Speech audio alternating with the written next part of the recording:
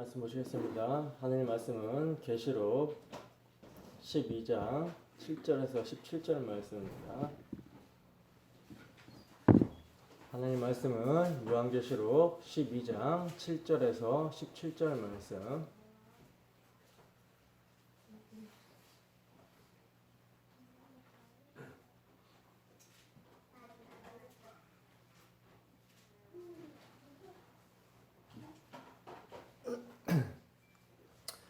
다 찾으셨으면 함께 한 목소리로 합독하도록 하겠습니다. 시작. 하늘에 전쟁이 있으니 미가엘과 그의 사자들이 용과 더불어 싸울세 용과 그의 사자들도 싸우나 이기지 못하여 다시 하늘에서 그들이 있을 곳을 얻지 못한지라. 큰 용이 내쫓기니 옛뱀 곧 마귀라고도 하고 사탄이라고도 하며 온 천하를 꿰는 자라. 그가 땅으로 내쫓기니 그의 사자들도 그와 함께 내쫓기리라. 내가 또 들으니 하늘에 큰 음성이 있어 이르되 이제 우리 하나님의 구원과 능력과 나라와 또 그의 그리스도의 권세가 나타났으니 우리 형제들을 참소하던 자 곧 우리 하나님 앞에서 밤낮 참소하던 자가 쫓겨났고 또 우리 형제들이 어린 양의 피와 자기들의 증언하는 말씀으로써 그를 이겼으니 그들은 죽기까지 자기들의 생명을 아끼지 아니하였도다. 그러므로 하늘과 그 가운데 거하는 자들은 즐거워하라. 그러나 땅과 바다는 화 있을진저 이는 마귀가 자기의 때가 얼마 남지 않은 줄 알므로 크게 분내어 너희에게 내려갔음이라 하더라. 용이 자기가 땅으로 내쫓긴 것을 보고 남자를 낳은 여자를 박해하는지라. 그 여자가 큰 독수리의 두 날개를 받아 광야 자기 곳으로 날아가 거기서 그 뱀의 낯을 피하여 한 때와 두 때와 반 때를 양육받음에 여자의 뒤에서 뱀이 그 입으로 물을 강같이 토하여 여자를 물에 떠내려가게 하려 하되 땅이 여자를 도와 그 입을 벌려 용의 입에서 토한 강물을 삼키니 용이 여자에게 분노하여 돌아가서 그 여자의 남은 자손 곧 하나님의 계명을 지키며 예수의 증거를 가진 자들과 더불어 싸우려고 바다 모래 위에 서 있더라. 아멘. 잠깐 기도하겠습니다. 은혜로우신 하나님 아버지, 이 시간 주의 말씀을 듣고자 합니다.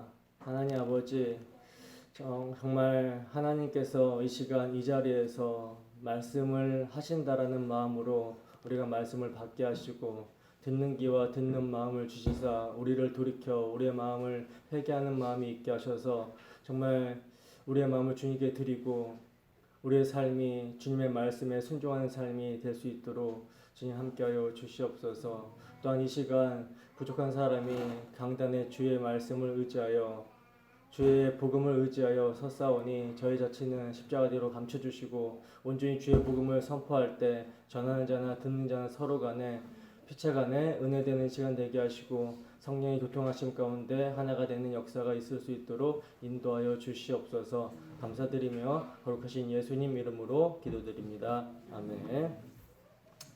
하늘에서 이미 승리한 자들의 전투, 하늘에서 이미 승리한 자들의 전투라는 제목으로 하나님 말씀 증거하도록 하겠습니다. 여러분, 복음은 정말 신비 중에 신비고 하늘에 속한 것이 우리에게 이해가 되어지고 깨달아지며 또 이것이 우리에게 현실이 된다는 것이 참으로 놀랍습니다.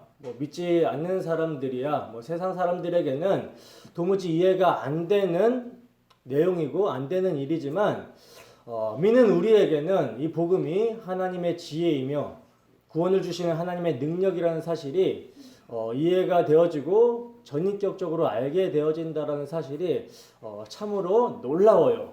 그리고 이 복음을 들으면 들을수록 마음 가운데 확증이 되어지기 때문에 또 우리에게 너무나 기쁨이 되죠. 근데 여러분, 사람의 사정을 사람의 속에 있는 영혼만이 알 수가 있죠. 마찬가지로 하나님의 사정도 하나님의 영, 성령 말고는 그 누구도 알 수가 있습니까? 없습니까? 알 수가 없어요.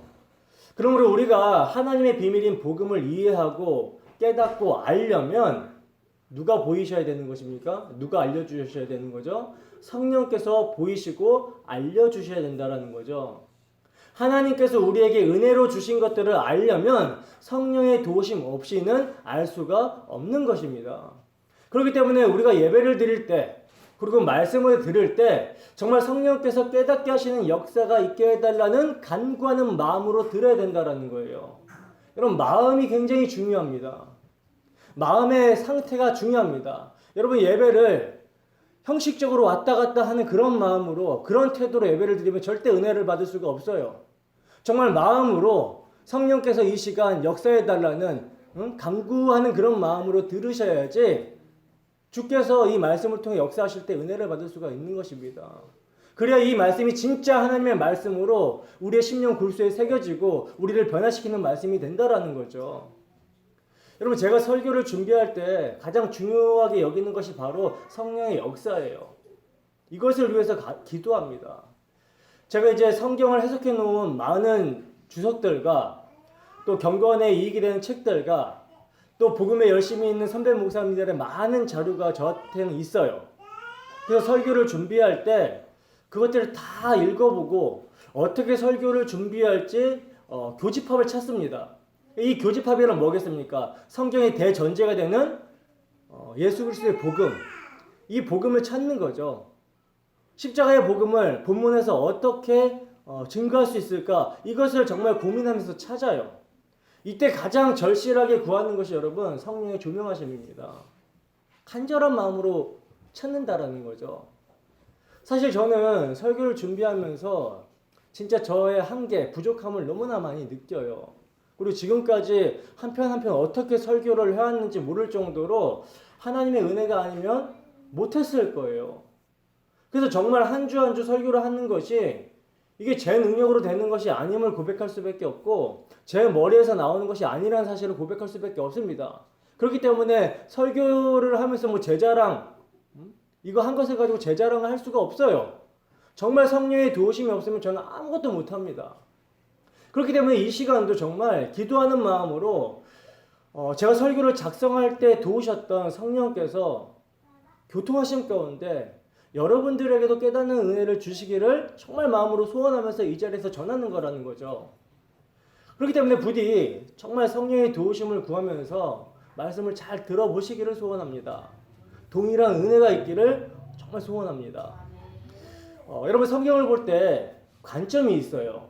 관점. 특히 계시록을 우리가 볼 때에는 이 관점이 굉장히 중요한데 어떠한 관점이냐면 우선 역사를 보존하고 섭리하는 하나님의 구속사라는 역사의 시간적 관점이 중요해요. 역사의 시간적 관점. 그리고 또 하나의 관점인데 어떤 관점이냐면 구원의 적용이라는 개인의 구원 서정의 관점이에요. 이 구원의 적용이라는 관점은요, 역사의 시간이 아니라 카이로스의 하나님의 시간, 그러니까 시간의 통합인 영원의 관점을 말하는 거거든요. 계시록은 여러분 이 두 가지 관점을 교차적으로 서술하고 있단 말입니다. 그래서 구속사라는 역사의 시간의 관점에서 보게 되면 예수님을 기준으로 구약의 교회와 신약의 교회로 구분해서 볼 수가 있고요. 시간의 통합인 영원의 관점에서 보게 되면 예수님의 그 십자가에서 다 이루셨다라는 것을 근거로 구약의 성도들이나 신약의 성도들이나 공이 예수님의 십자가의 효력으로 구원을 받게 된다라는 창세전에 택하심을 받은 자들이다라고 할 수가 있는 거라는 거죠. 그렇기 때문에 우리는 예수를 믿는다고 할 때 어떻게 고백합니까? 구원을 받고 있다라고 고백합니까? 구원을 받았다라고 완료로 이야기를 하는 거죠. 여러분, 이게 어떻게 가능하죠? 이런 고백이 어떻게 가능해요? 예수를 믿을 때 나 구원 받았어 라는 고백이 어떻게 가능하죠? 하나님의 영원하고 무한하고 변하지 않는 속성 때문에 가능한 것이죠. 영원한 하나님과 교제하게 되었기 때문에 우리는 아직 죄인임에도 불구하고 우리가 구원받았다라고 말할 수가 있는 거라는 거예요. 구원은 하나님의 일하심이기 때문에 이렇게 말을 할 수가 있는 거라는 거죠. 우리가 역사라는 하나님의 섭리와 보존이라는 구속사의 시간 속에서 하나님의 때가 참 경륜 가운데 예수를 믿지만 믿게 된 우리는 하나님의 영원과 작정과 하나님의 예정을 말하게 되는 것입니다. 그래서 예수님의 십자가에서 모든 택하신 자들은 구원을 받았고 우리의 죄 또한 뭡니까? 과거, 현재, 미래의 모든 죄가 그 예수 그리스도의 십자가에서 용서를 받았다, 가리움을 받았다, 죄를 없이 하셨다라고 고백을 하게 된다라는 거죠. 그러므로 예수님의 십자가라는 복음의 적용이 구약의 성도나 신약의 성도나 동일하게 적용이 되고 그들의 삶 가운데 구원의 서정, 다른 말로 구원의 포괄적인 은혜를 경험하게 된다라는 거예요. 이게 믿음으로 받아들이는 성도 개개인에게 적용되는 구원이라는 거죠. 구원이라는 것입니다. 그러면 계시록에서 말하는 여자, 교회를 이 두 가지 의미의 차원에서 한번 봐보자면 우선 구속사라는 역사의 시간 차원에서 볼 때는 뭡니까?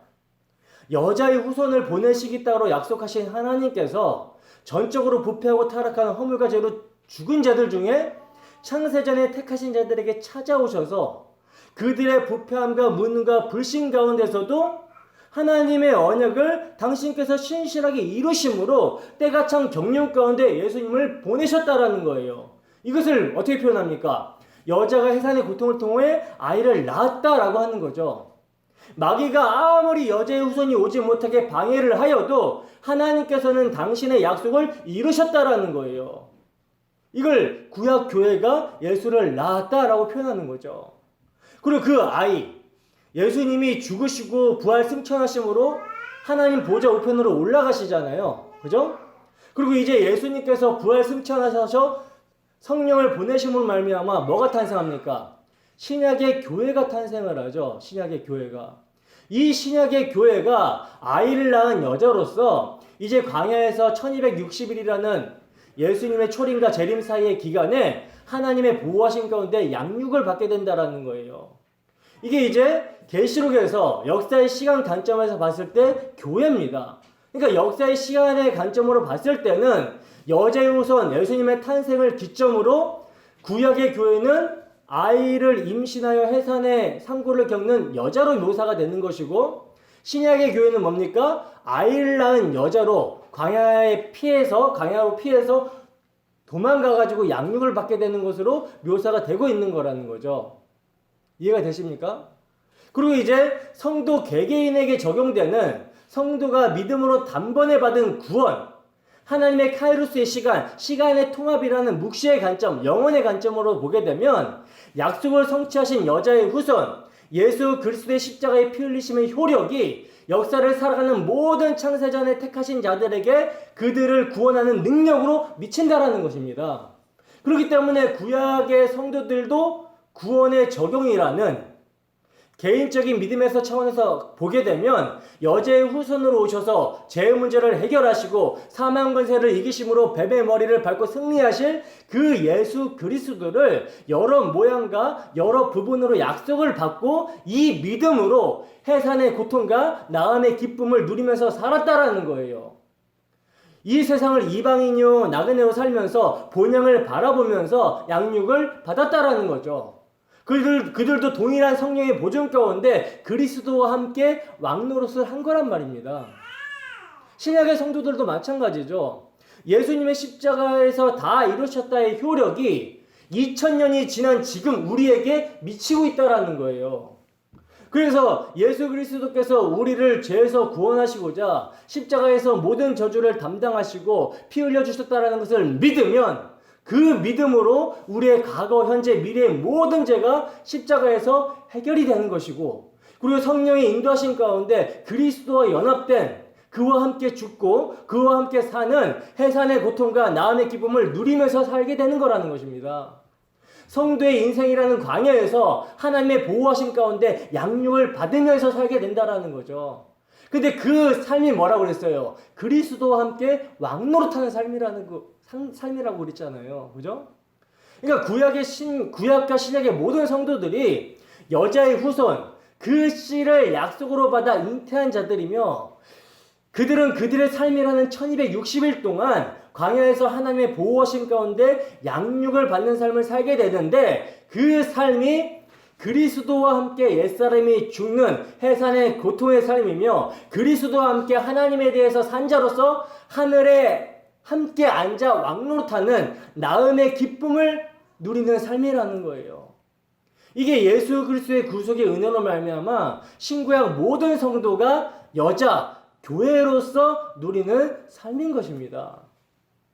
그렇기 때문에 구약 성도들을 3년 반, 신약 성도들을 3년 반에서 7의 완성으로 보는 거예요. 믿음이라는 구약 3년 반, 신약 3년 반, 7입니다.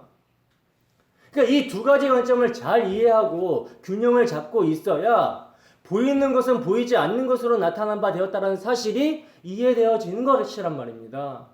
하늘에서 이루어진 아버지의 뜻이 땅에서 실제로 이루어지는 거라는 거예요. 복음은 하늘에서 이루어진 아버지의 뜻이 카이로스의 관점이죠. 아버지의 뜻이 이 땅 가운데 이루어진 것이고 이 효력은 창세전에 택하신 자들에게 미치는 거예요. 그리고 마지막으로 이제 택하신 자가 역사 속에서 복음을 믿음으로 구원을 받게 되면 역사는 그제야 끝이 오는 겁니다. 아시겠습니까? 이 관점으로 이걸 이제 균형을 잘 잡아서 이 관점으로 계시록을 보시면 이해가 굉장히 쉽단 말이에요. 본문 7절에서 9절 말씀입니다. 본문 7절에서 9절 말씀 함께 읽습니다. 시작. 하늘에 전쟁이 있으니 미가엘과 그의 사자들이 용과 더불어 싸울세 용과 그의 사자들도 싸우나 이기지 못하여 다시 하늘에서 그들이 있을 곳을 얻지 못한지라. 큰 용이 내쫓기니 옛뱀 곧 마귀라고도 하고 사탄이라고도 하며 온 천하를 꿰는 자라. 그가 땅으로 내쫓기니 그의 사자들도 그와 함께 내쫓기니라. 아멘. 자, 우리는 지난 시간에 뭘 배웠습니까? 그리스도와 연합이 되어 광야를 살아가는 교회는 그리스도와 함께 왕노릇하게 된다라는 사실을 배웠죠. 근데 여러분 이 왕노릇은 어떤 왕노릇이라고 그랬어요? 이 땅에 군림하는 왕이 아니라고 했죠. 경쟁하는 왕이 아니라고 했죠. 쟁취하는 왕이 아니라고 그랬어요. 그럼 어떤 왕인가? 테크논. 어린아이로서 아버지께 절대적으로 의존하신 예수님의 왕노릇. 여기에 동참한다라고 말씀을 드렸죠. 섬기는 왕, 순종의 왕, 사랑의 왕, 용서의 왕으로서 왕노릇한다라는 거죠. 그러니까 성도는 예수님과 연합한 자로서 이 땅에서 바로 그러한 하늘의 왕노릇을 하고 있는 자이기 때문에 힘의 원리를 추구하는 세상의 관점에서 보면 어떻게 보여요? 우리 신자들의 삶이 고단하고 힘들게 보인다라는 거죠. 그리고 성도는 또 뭘 입고 있다라고 했습니까? 육체의 소욕을 여전히 입고 있는 상태이기 때문에 이 상태에서 하늘의 왕노릇을 하기 때문에 자아가 말씀의 철장 권세로 무너지는 자기 부인의 고난을 겪게 된다라는 것입니다. 그래서 우리 그리스도인들이 머무는 곳을 광야라고 성경은 표현하고 있는 거라는 거예요. 여러분 광야 하면 딱 하고 먼저 생각나는 것이 뭐예요? 출애굽에서 광야가 생각이 나죠. 광야는 출애굽한 이스라엘 백성들이 40년간 머물렀던 곳입니다. 그 광야는 힘들고 어려운 곳이었다라는 거예요. 그러나 하나님은 그곳에서 이스라엘 백성들을 철저하게 지키셨고 보호하셨다라는 사실을 우리는 성경을 통해서 잘 알 수가 있죠. 신명기에 보면요. 광야 40년 동안 이스라엘 사람들의 그 옷이 있잖아요. 옷이 헤어지지 않았다라 그래요. 그리고 발이 부르트지 않았다라고 그럽니다. 그러니까 하나님께서 보호하셨다라는 거죠. 지키셨다라는 거죠.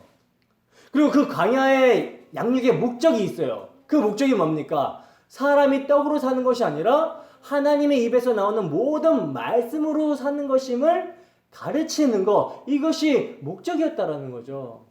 그러므로 요한 사도는 우리 교회가 양육받고 머물게 되는 이 세상을 광야라고 이렇게 표현함으로써 우리 성도들의 삶의 본질과 또 그 삶 속에서 하나님의 지키심과 보호하심을 아울러서 보여주고 있는 것입니다.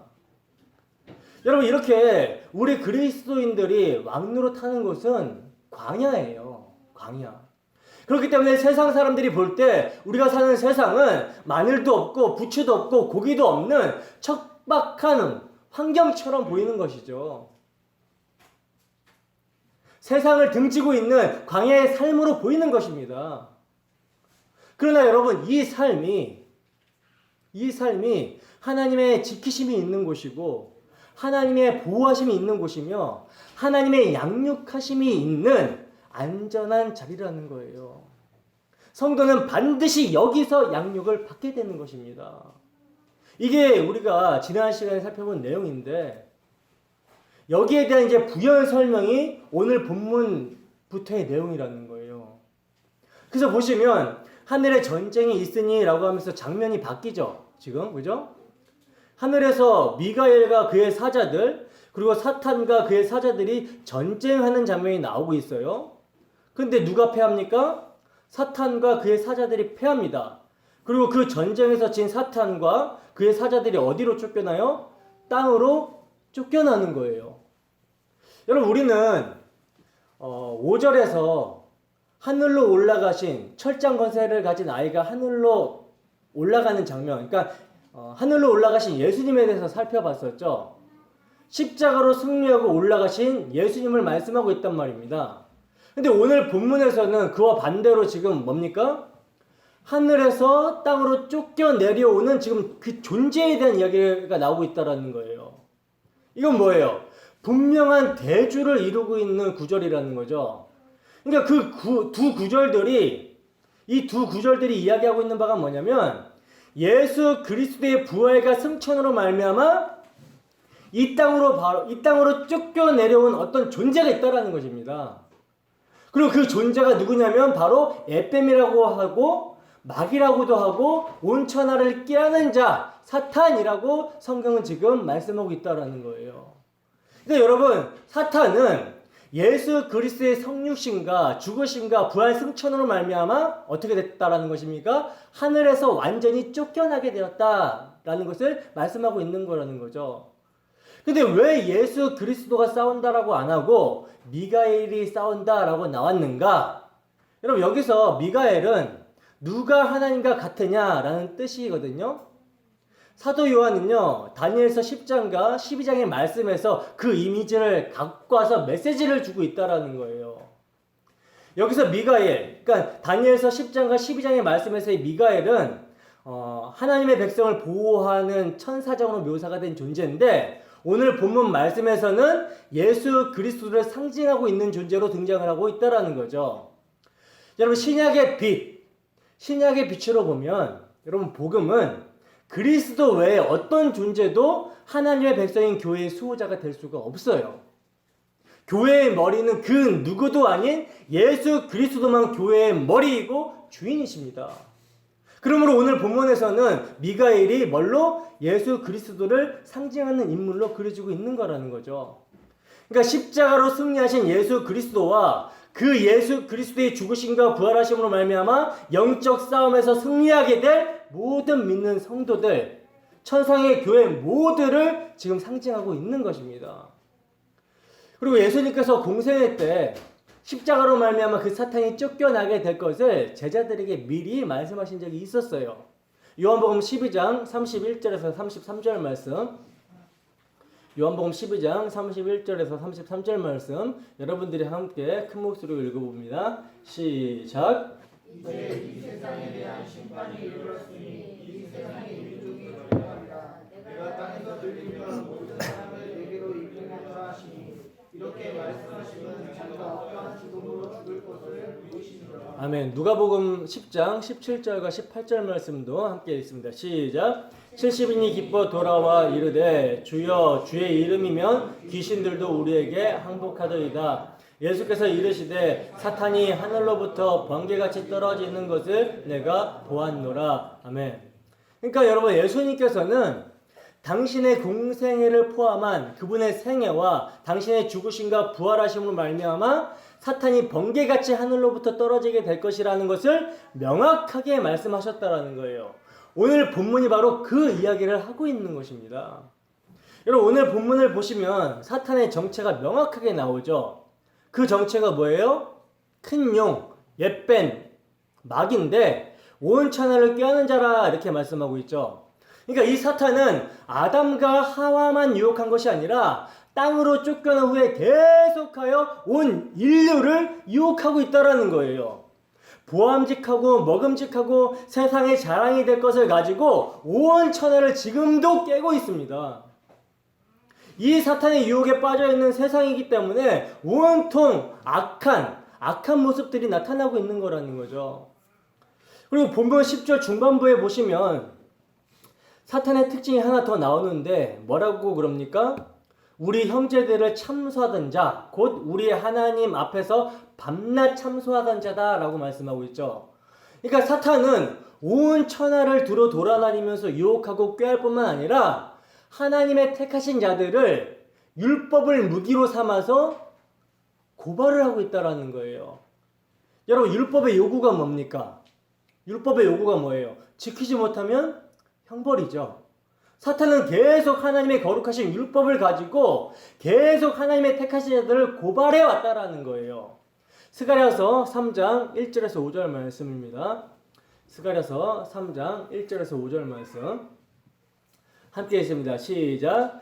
대제사장 여호수아는 여호와의 천사 앞에 섰고 사탄은 그의 오른쪽에 서서 그를 대적하는 것을 여호와께서 내게 보이시니라. 여호와께서 사탄에게 이르시되 사탄아 여호와께서 너를 책망하노라. 예루살렘을 택한 여호와께서 너를 책망하노라. 이는 불에서 꺼낸 그슬린 나무가 아니냐 하실 때에 여호수아가 더러운 옷을 입고 천사 앞에 서 있는지라. 여호와께서 자기 앞에 선 자들에게 명령하사 그 더러운 옷을 벗기라 하시고 또 여호수아에게 이르시되 내가 내 죄악을 제거하여 버렸으니 내게 아름다운 옷을 입히리라 하시기로 내가 말하되 정결한 관을 그의 머리에 씌우소서 하매 곧 정결한 관을 그 머리에 씌우며 옷을 입히고 여호와의 천사는 곁에 섰더라. 아멘. 보시면 여러분, 사탄이 여호수아 대제사장을 참수하고 있어요. 참수하고 있죠. 여러분, 이스라엘을 대표하는 자가 대제사장이죠. 근데 이 대제사장이 참수를 받고 있다는 것은 뭡니까? 이스라엘 대표가 대제사장이니까 다른 백성들은 말할 것도 없이 참수를 당한다라는 거죠. 근데 하나님께서 참수하고 있는 사탄에게 뭐라고 말씀하세요? 사탄을 책망하시면서 대제사장 여호수아의 더러운 옷을 벗기게 하시고 내가 내 죄악을 제거하여 버렸으니 아름다운 옷을 입히리라 라고 말씀하고 있죠. 그리고 이 말씀 이후에 나오는 말씀이 순에 대한 말씀과 돌에 대한 말씀으로 죄의 용서를 예언하고 있다는 거예요. 즉 그리스도를 통한 속죄가 일어날 것을 증거하고 있다는 거죠. 여러분, 유혹과 참소가 있는 세상, 악이 다툼을 하고 있는 세상입니다. 세상 어디에든지 참소가 없는 곳이 없다라는 거예요. 이런 세상에 하나님의 약속을 따라 누가 오셨어요? 예수님이 오셨다라는 거죠. 자기 백성을 구원하시기 위해 오셨습니다. 그러므로 예수님도 이 땅에서 유혹을 받으시고 참소를 당하셨다라는 거죠. 그러나 예수님은 그 모든 유혹을 이기시고 사탄의 참소는 자기 몸으로 다 받으셨다라는 거예요. 그 모든 유혹과 참소의 결정이 예수님의 십자가였습니다. 여러분, 그리스도의 최후의 유혹이라는 소설을 보면요, 예수님께서 십자가 위에서 잠시 기절하는 동안에도 유혹이 찾아왔다라는 말이 나오거든요. 물론 이것이 소설이지만 여러분, 성경에 보면 예수님의 인생은 계속 유혹으로 점철된 인생이에요.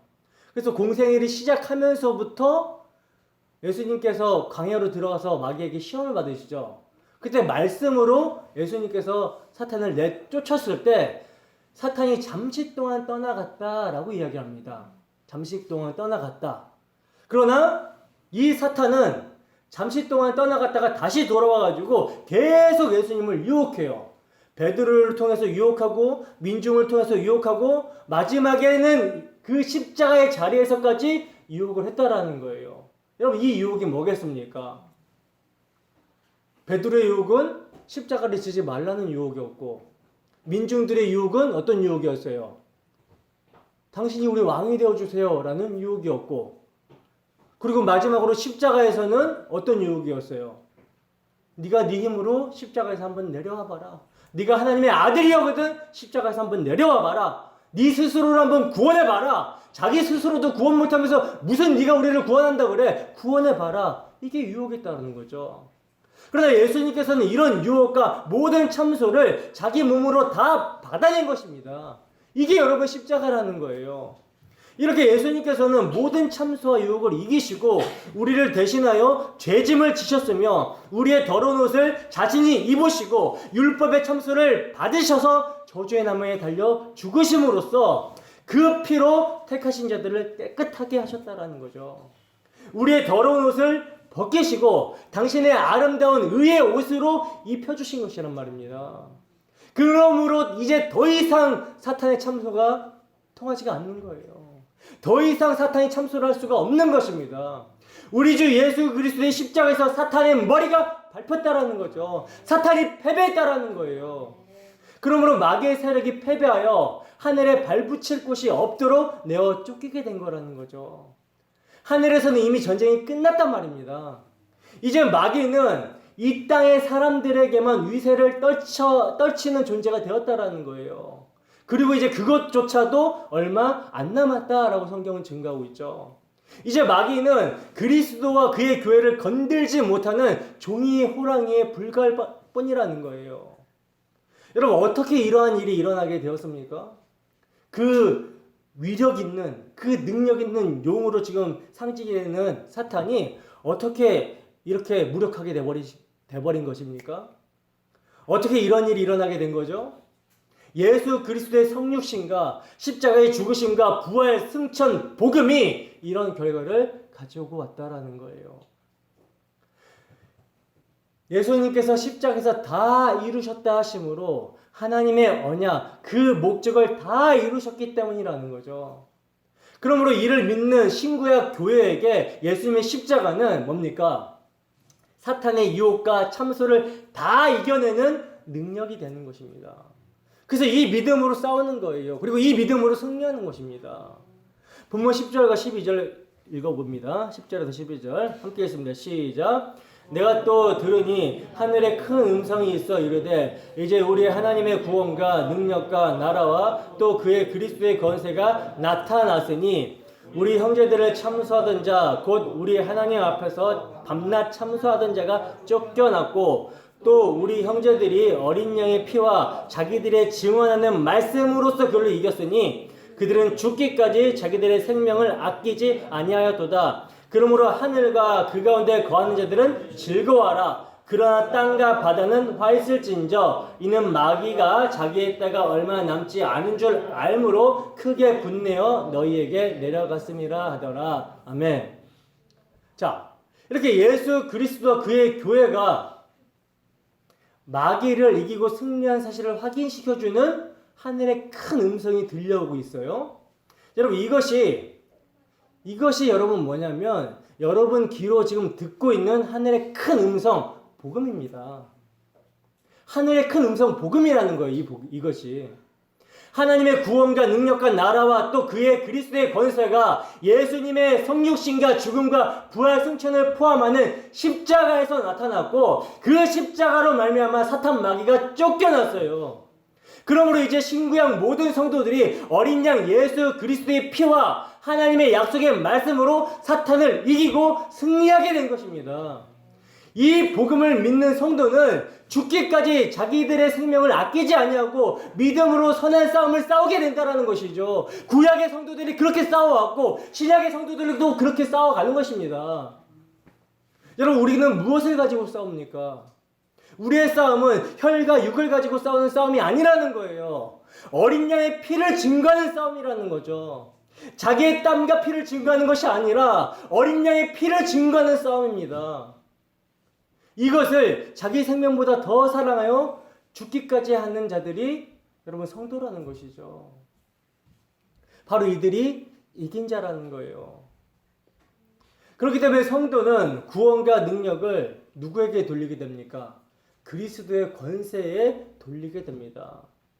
여러분, 이들을 누가 참수하겠어요?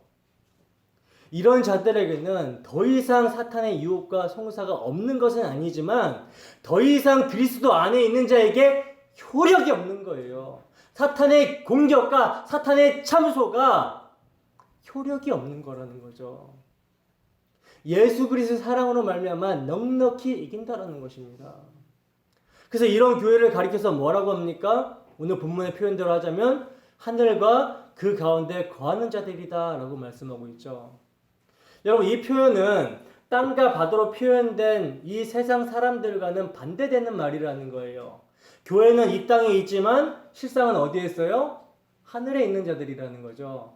골로새서 3장 1절에서 3절 말씀입니다. 골로새서 3장 1절에서 3절 말씀 함께 읽겠습니다. 시작. 그러므로 너희가 그리스도와 함께 다시 살리심을 받았으면 위의 것을 찾으라. 거기는 그리스도께서 하나님의 우편에 앉아 계시느니라. 위의 것을 생각하고 땅의 것을 생각하지 말라. 이는 너희가 죽었고 너희 생명이 그리스도와 함께 하나님 안에 감추어졌습니다. 빌립보서 3장 20절에서 21절입니다. 함께 읽습니다. 시작.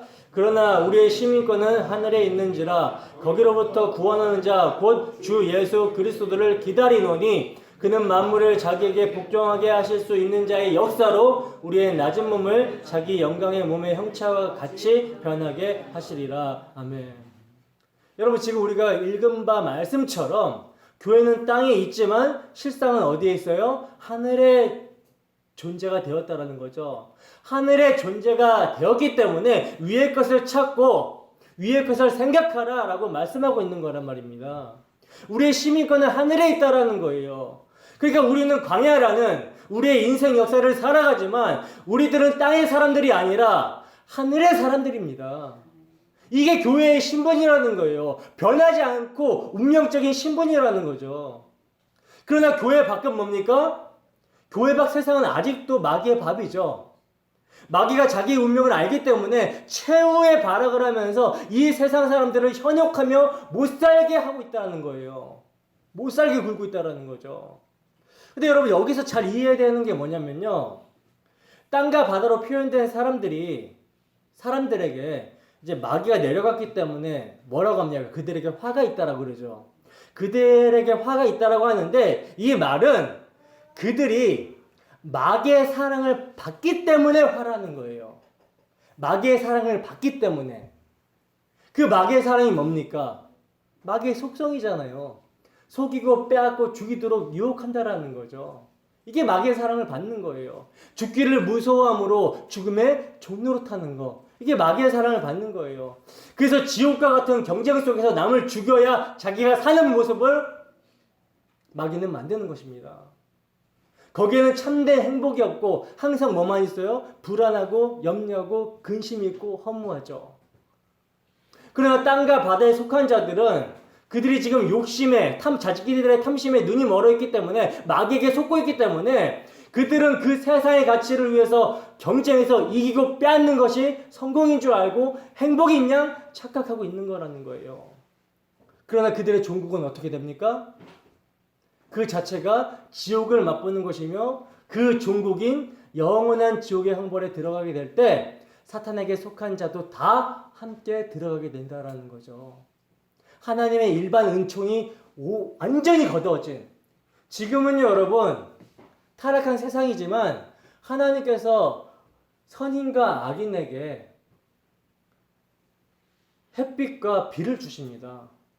일반 은총으로 하나님께서 보존하고 계시는 세상이라는 거예요. 하나님께서 다스리고 있다라는 거죠. 그러나 이 하나님의 일반 은총이 거둬지게 되면 이거는 얼마나 끔찍한지 여러분,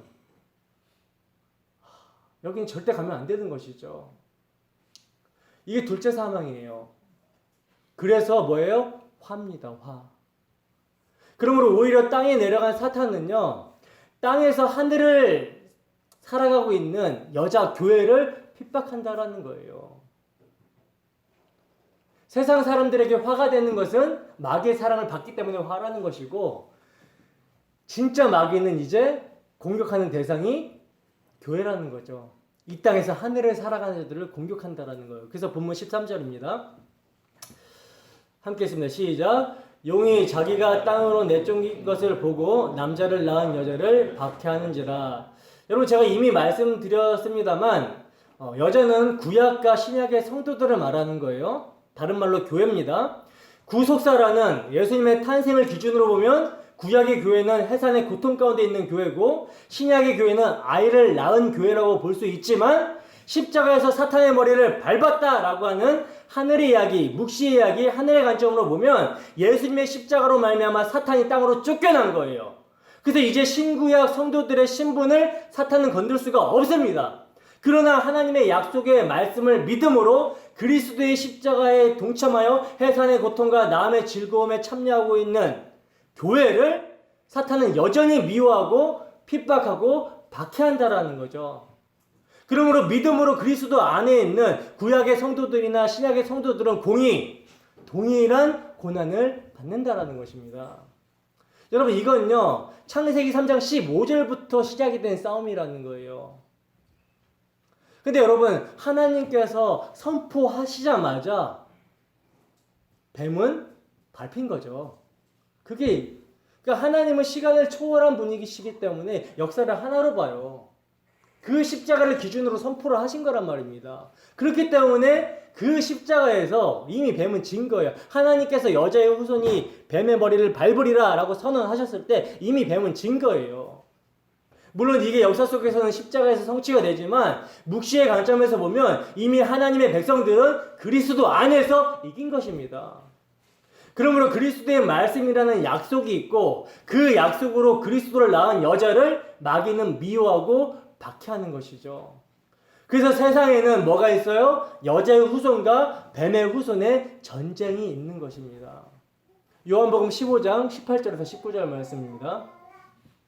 요한복음 15장 18절에서 19절 말씀 함께 읽습니다. 시작. 세상이 너희를 미워하면 너희보다 먼저 나를 미워한 줄 알라. 너희가 세상에 속하였으면 세상이 자기의 것을 사랑할 터이나 너희는 세상에 속한 자가 아니요 도리어 세상에서 나의 택함을 입은 자인 고로 세상이 너희를 미워하느니라. 아멘. 자, 보시면 사탄의 공격의 대상이 누굽니까? 세상에서 예수님의 택하심을 입은 자들이라고 말씀하고 있죠. 세상에서 예수님의 택하심을 입은 자들이 여러분 교회예요. 그 예수님께 속한 자들을 사탄이 공격한다라는 것입니다.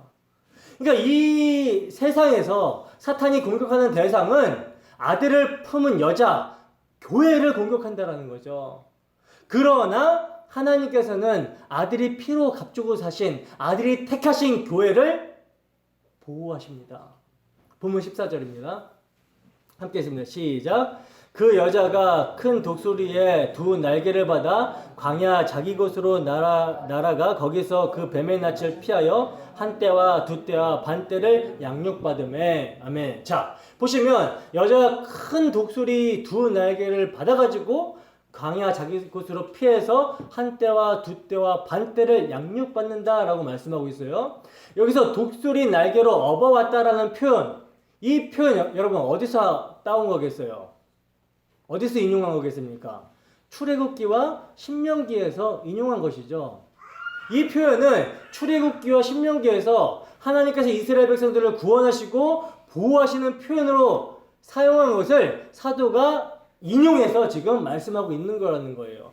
출애굽기 19장 4절입니다. 함께 했습니다. 시작. 내가 애굽 사람에게 어떻게 행하였음가? 내가 어떻게 독수리 날개로 너희를 업어 내게로 인도하였음을 너희가 보았느니라. 신명기 32장 11절에서 12절 말씀입니다. 읽습니다. 시작. 마치 독수리가 자기의 보금자리를 어지럽게 하며 자기의 새끼 위에 너풀거리며 그의 날개를 펴서 새끼를 받으며 그의 날개 위에 그것을 엎는 것 같이 여호와께서 홀로 그를 인도하셨고 그와 함께한 다른 신이 없었도다. 아멘. 자, 여러분 보시다시피 성경은 뭐라고 합니까? 하나님의 보호하심을 나타낼 때 독수리의 날개를 등장시키고 있다라는 거죠. 땅으로 쫓겨난 사탄이 우리 교회를 총력을 기울여 박해를 할 때, 핍박을 할 때 우리 하나님께서는 애굽에서 이스라엘이 독수리 날개 위에 업어서 보호하셨듯이 우리의 광야 인생 가운데 우리를 지키신다라는 거예요. 아니, 지키실 뿐만 아니라 사탄의 공격을, 그 핍박을 오히려 선용하셔가지고 우리를 양육하시는데 사용하신다라는 거죠. 광야에서의 훈련을 통해 사람이 떡으로 사는 것이 아니라 하나님의 입에서 나오는 모든 말씀을 성취하신 예수로 사는 것임을 배우게 하신다라는 것입니다. 근데 그 양육하시는 기간이 얼마라고 지금 기록이 되어 있습니까? 양육하는 기간이 언제래요? 광야에서 양육받는 기간이 언제라 그래요? 한때, 두때, 반때라고 그러죠. 여러분, 한때, 두때, 반때는 3년 반. 그죠? 3년 반은 42달. 42달은 1260일. 이 1260일은 구속사라는 그 역사 속에서 보면 뭐예요? 예수님의 초림과 재림 사이라고 말할 수 있고, 구원의 서정, 개인의 구원의 서정이라는 관점에서 보면, 묵시의 관점에서 보면 성도의 인생을 말씀하고 있는 거라는 거죠. 이렇게 우리 교회의 인생은 그렇게 하나님의 지키심과 양육하심의 시간들이라는 거예요. 지금 우리가 겪고 있는 모든 상황, 심지어 아픔까지도 고통까지도 전부 하나님의 지키심이라는 것입니다. 하나님께서 우리를 지금 양육하고 계신다라는 거예요. 보세요, 여러분. 6절에서는 여자가 1260일 동안 광야로 도망갔다라고 기록이 되어 있는데 14절에서는 독수리의 날개를 타고 하나님의 보호하심 속에 옮겨진 것으로 나오고 있어요. 같은 기간이죠. 이 말은 뭐냐면 겉으로 보기에는 우리가 광야에서 도망자처럼 환난과 공고 속에 던져져 있는 것처럼 보이지만 그게 하나님의 지키심이고 보호하심이라는 것을 절대 놓치지 말라라는 메시지를 주고 있는 거란 말입니다. 본문 15절에서 17절입니다. 함께 했습니다. 시작. 여자의 뒤에서 뱀이 그 입으로 물을 강같이 토하여 여자를 물에 떠내려가게 하되 땅이 여자를 도와 그 입을 벌려 용의 입에서 토한 강물을 삼키니 용이 여자에게 분노하여 돌아가서 그 여자의 남은 자손 곧 하나님의 계명을 지키며 예수의 증거를 가진 자들과 더불어 싸우려고 바다 모래 위에 서 있더라. 아멘. 자, 보시면 여러분, 뱀이 여자 뒤에서 그 입으로 물을 강같이 토하여 여자를 물에서 떠내려가게 하려고 했다 그래요. 그러자 땅이 여자를 도왔다 그러죠. 땅이 여자를 도와서 그 강물을 삼켜버렸다라고 말씀합니다. 여러분, 구약에서 홍수나 창수는 심판과 저주를 혹은 악한 세력의 공격을 나타낼 때 사용이 되거든요. 사도는 이 메시지를 착안을 해서 인용을 해서 하나님의 보호하심이 어떤 건지를 지금 말씀하고 있다라는 거예요. 시편 18편 4절 보겠습니다. 시편 18편 4절 읽습니다. 시작. 사망의 줄이 나를 얽고 불의의 창수가 나를 두렵게 하였으며. 정확하게 지금 이야기를 하고 있죠. 시편 144편 7절 보겠습니다. 읽습니다. 시작. 위에서부터 주의 손을 펴서 나를 큰 물과 이방인의 손에서 구하여 건지소서. 에레미야 17장 13절입니다. 읽습니다. 시작. 이스라엘의 소망이신 여호와여, 무릇 주를 버리는 자는 다 수치를 당할 것이라. 무릇 여호와를 떠나는 자는 흙의 기록이 되오리니 이는 생수의 근원이신 여호와를 버림이니이다. 아멘. 여러분, 원래 물, 그러니까 생수, 반석의 물, 이건 다 누굴 상징하는 것입니까? 예수 그리스도를 상징하는 거죠. 그래서 사마리아 여인과 예수님께서 대화하실 때 예수님께서 친히 자신을 생수라고 이렇게 말씀을 하시잖아요. 그렇다면 용이 지금 물을 뿜어서 여자를 떠나려가게 하려고 한다라는 표현은 뭐겠어요? 사탄이 지금 생수의 근원이신 예수 그리스도를 흉내내는 것으로 성도들을 공격한다라는 의미라는 거죠. 게다가 오늘 본문에서 보시면 그 용이 입에서 그 물을 뿜어낸다라고 하면서 입이라는 단어를 굳이 쓰고 있다라는 것입니다. 여러분, 계시록에서 입은 좌우의 날성검이 나오는 예수 그리스도의 입에서 한 번 쓰였던 단어예요. 그리고 그 좌우의 날성검은 예수 그리스도의 말씀을 상징합니다. 그러니까 정리하면 뭐예요? 용이 입에서 물을 강같이 쏟아낸다라는 진의는 사탄은 여러 가지 육체적, 물리적 핍박과 함께 거짓 선지자, 거짓 목사들을 통해 가짜 말씀을 홍수처럼 토해냄으로써 성도들을 미혹하고 괴롭힌다라는 의미를 말씀을 하고 있는 거라는 거죠. 아모스 8장 11절입니다. 아모스 8장 11절 함께 했습니다. 시작. 주 여호와의 말씀이니라. 보라, 날이 이를지라. 내가 기근을 땅에 보내리니 양식이 없어 주림이 아니며 물이 없어 가람이 아니오 여호와의 말씀을 듣지 못한 기갈이라. 아멘. 보시면 여러분, 하나님께서 마지막 때가 되면 여호와의 말씀을 듣지 못해 목이 마르게 될 것이라고 경고를 하고 있다는 거예요. 그 마지막 때, 종말의 때가 지금 언제예요? 지금이라니까요. 예수님께서 이 땅 가운데 오심으로부터 말세예요. 종말입니다. 그런데 물이 없어 가람이 아니래요. 그러니까 물은 홍수처럼 쏟아지는데 정작 마실물이 없다라고 경고하고 있단 말입니다.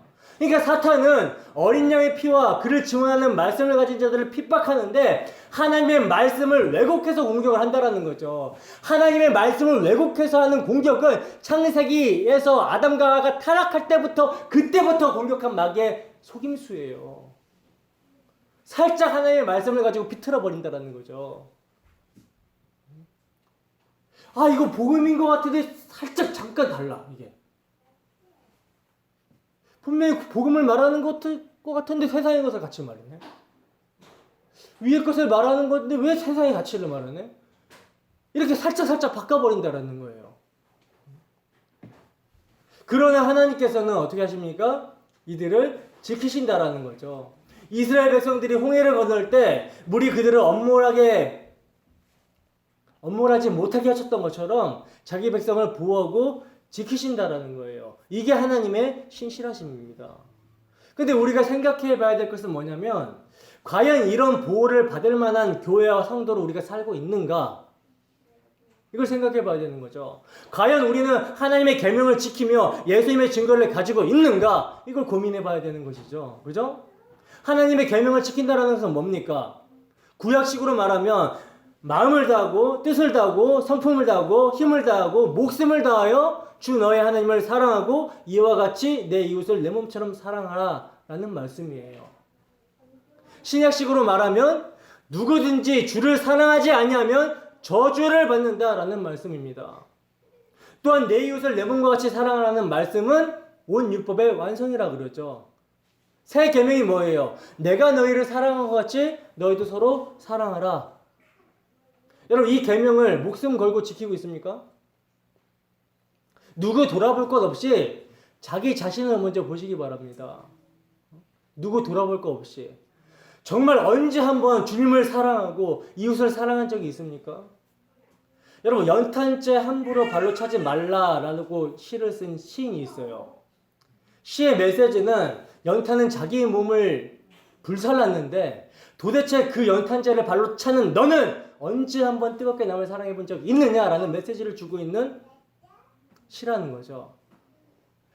여러분, 오늘 우리가 언제 한번 주님을 사랑하고 이웃을 사랑해 본 적 있습니까?